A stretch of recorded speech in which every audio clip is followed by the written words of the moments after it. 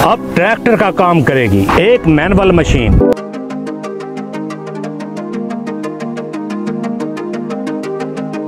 आप इस प्लांटर की मदद से कम 4 इंच तक बीज लगा सकते हैं और ये प्लांटर 5 लाइनें लेके जा सकता है। अगर आपने 4 इंच से ज्यादा फासले को रखना हो तो इस प्लांटर के साथ एडजस्टमेंट की जा सकती है।